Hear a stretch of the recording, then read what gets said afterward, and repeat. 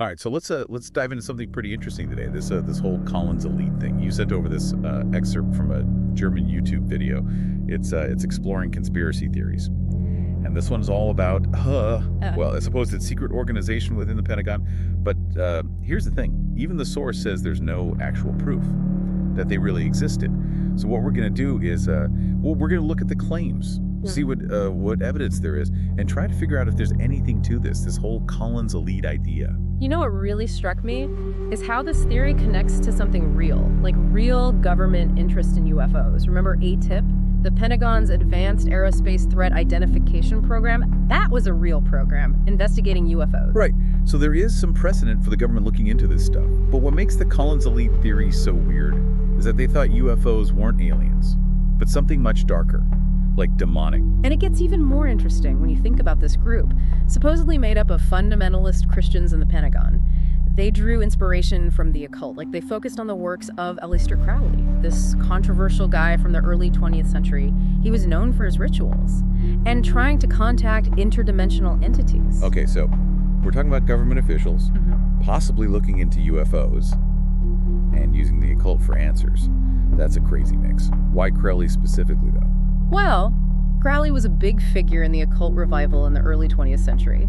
His work was controversial, but it influenced a lot of people, including Jack Parsons, a brilliant rocket scientist. And Parsons is where things get really wild, right? He was a follower of Crowley, and he allegedly tried to open a portal to a demonic realm in 1947, using this ritual called the Babylon working. That's right. And that supposed event is really important to the Collins elite theory, because 1947 was a big year for UFO sightings. It was the year Kenneth Arnold reported seeing those flying saucers, right? And after that, UFO sightings just exploded. Exactly. And for those who believe in the Collins elite, Parsons' ritual is like the reason for this huge increase in UFO activity. They think he opened some kind of doorway, and what people were seeing weren't aliens, but something way more sinister. Okay, so that's the basic idea. But how does this supposed group, the Collins elite, fit into all of this? Well, the theory says that the Collins elite believed that these demonic entities were feeding on human souls, especially those who weren't devout Christians.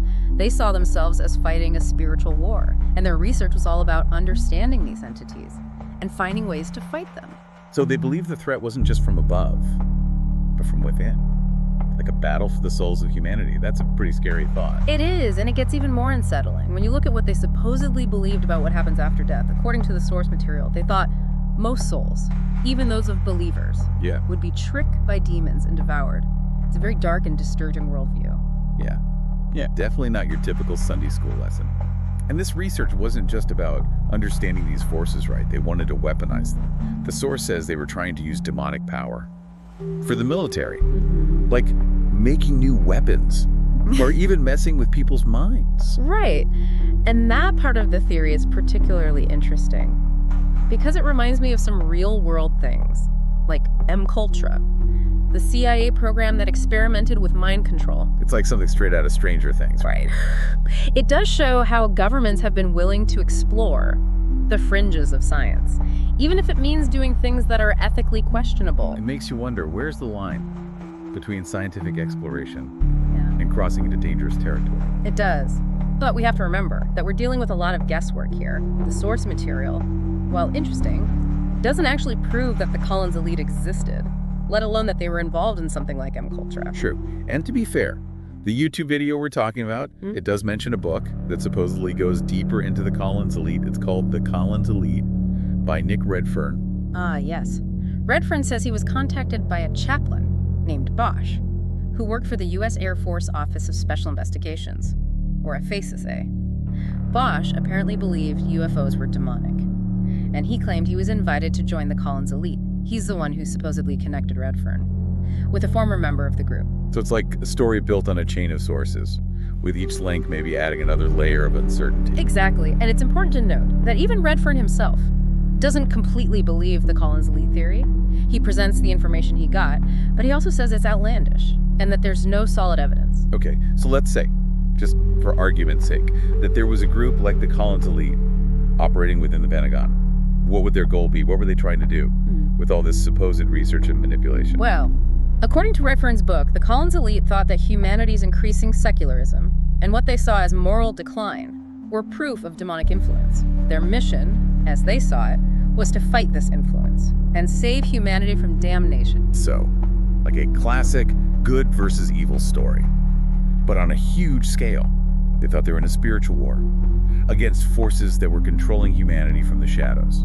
Exactly. And it's worth pointing out that this story, even though it's fantastical, it taps into this very human need for order and meaning. Conspiracy theories often give simple explanations for complex events. They offer a feeling of control in a world that can feel chaotic and unpredictable. It's like finding a pattern. Even if it's not really there, it can feel good to believe that someone, even a shadowy group like the Collins elite, is in control. Right. And that's something to remember as we look into these kinds of theories. It's not just about the claims themselves, but also about what those claims tell us about ourselves, about how we try to make sense of the world. So we have this theory, based on a single source, who says himself that the story is far-fetched, but it does bring up some interesting questions. For instance, if the Collins elite did exist, how would they have worked within the huge bureaucracy of the Pentagon? That's a great question. The theory suggests they were a small group, very secretive. Maybe working within existing departments. They might have used their positions to get classified information and use money for their research. And that connects to another thing that came up, the claim that the Collins elite was involved in some of the most controversial government programs and historical events, including MKUltra Oh. and even 9/11. Right, and that's where the theory really gets into conspiracy territory. It's true that the government has a history of secret operations, but the idea that a small group, like the Collins elite, could have planned something like 9/11 seems really unlikely. It's like connecting dots that might not actually be related, just because two things happen around the same time. Or have a vague connection doesn't necessarily mean one caused the other. Exactly, and it's important to be careful about those kinds of jumps in logic. Correlation doesn't equal causation. Okay, so we're wading through a lot of speculation and guesses here, but this whole deep dive has been pretty interesting, even if we haven't found any solid proof. It is intriguing, and I think it shows our fascination with the unknown and the possibility that there are things happening that we don't understand. Right, and it also shows the power of stories and how a good story, even if it's based on weak evidence, can grab our attention and make us question everything we thought we knew. Absolutely. It's like we're trying to put together a puzzle, but some of the pieces are missing, and others might not even belong to the same puzzle. That's a good way to put it. It makes me think about why these kinds of stories, Yeah. even without evidence, are so captivating. I think it goes back to what we talked about earlier, about needing order and meaning. Yeah. In a world that often feels out of control and unpredictable, conspiracy theories offer a sense of certainty. They give us a way to understand complicated events, and they make us feel like we have some insight into what's really going on. Right. It's almost like a coping mechanism, a way to deal with the uncertainty of the world. Like feeling like you're in the know, even if what you think you know might not be true. Exactly. And that feeling of being in the know can be very appealing. It creates a sense of community. With others who share those beliefs, it makes people feel like they're part of something bigger. So even if the Collins elite theory is just a story, it does tell us something about ourselves, about our need for meaning, and our tendency to look for patterns, even when they don't exist. Definitely. And it highlights how important critical thinking is, especially today when we're constantly getting information from everywhere. We have to be careful about what we believe. We need to question what we see and hear, and really look at our sources. It's like being a detective, looking through the evidence, trying to figure out what's real and what's fake. And sometimes the process of searching is more valuable than actually finding a definitive answer. I think that's a great point. We might not have solved the mystery of the Collins elite today, but we did explore some interesting ideas about government secrets, the appeal of the occult, and why people believe things. And at the end of the day, I think that's what these deep dives are all about. They make us think critically and engage with complicated topics, even if we don't get all the answers. Well said. So to everyone listening, keep exploring, keep questioning, and keep searching for the truth. And who knows, maybe one day we'll uncover the real story behind the Collins elite. Or maybe, just maybe, the most important truth is in the journey itself. That's a good way to put it. Thanks for joining us on this deep dive into the world of the Collins elite. Until next time. Stay curious, and stay skeptical. Yeah, it does kind of make you wonder, like, where's that line between scientific exploration and going too far into like dangerous territory? But it's really important to remember that a lot of this is just speculation. Like the source material, it's interesting for sure, but it doesn't actually prove that this Collins elite even existed, let alone their involvement in something like MKUltra. Yeah, that's true. And the YouTube video, the one we're talking about, does mention a book that supposedly goes deeper into the Collins elite. It's called The Collins Elite by Nick Redfern. Oh, yeah. Redfern claims that he was contacted by a chaplain named Bosch, who worked for the U.S. Air Force Office of Special Investigations, or FOSI.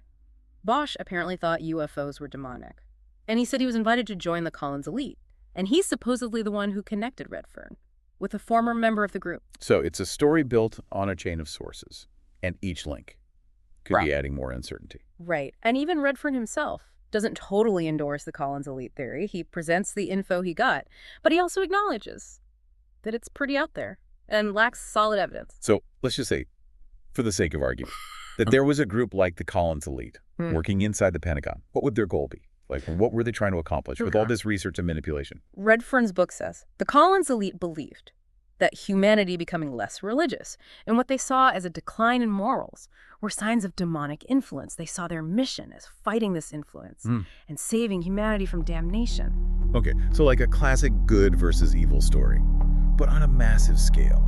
They thought they were fighting a spiritual war against forces that were influencing humanity from behind the scenes. Exactly. And it's interesting how this story, as wild as it is, it taps into our human need for order and meaning. Conspiracy theories often give us simple explanations for really complex events, and that can make us feel like we have some control in a world that can feel really chaotic and unpredictable. Yeah, it's like finding a pattern, even when there isn't one. It can be comforting to think that someone, even if it's a shadowy group like the Collins elite, is in control. Right, and that's something to think about. When we're looking at these kinds of theories, it's not just about the claims themselves, but also about what those claims tell us, about how we try to make sense of things. If we have this theory, based on a single source, who even admits that the story is kind of far-fetched, but it does raise some questions like, if the Collins elite was real, how would they have operated inside this massive bureaucracy of the Pentagon? That's a really good question, the theory says. That they were a small group, very secretive, possibly embedded within existing departments. They might have used their positions to get access to classified information and to get funding for their research. And that connects to another claim, that the Collins elite was involved in some of the most controversial things, like government programs and historical events, including MKUltra and even 9/11. Right, and that's where the theory gets really deep into conspiracy thinking. I mean, it's true that the government has done secret things, but the idea that a small group, like the Collins elite, could have orchestrated something like 9/11 seems pretty unlikely. Yeah, it's like connecting dots that might not even be related. Just because two things happen around the same time or have some loose connection doesn't automatically mean that one caused the other. Right, and we got to be cautious about making those kinds of jumps in logic. Remember, just because two things are correlated doesn't mean they're actually connected. Yeah. We're dealing with a lot of speculation here, but this deep dive has been pretty interesting, even if we haven't found any hard proof. It is intriguing, and I think it says something about how fascinated we are with the unknown and the possibility that there are things happening that we just don't understand. Yeah, and it also shows how powerful stories can be. Like, a good story, even if it's not based on strong evidence, can really grab our attention, make us question everything we thought we knew. Yeah, it really is. Like putting together a puzzle where some pieces are missing and some might not even belong. That's a good analogy.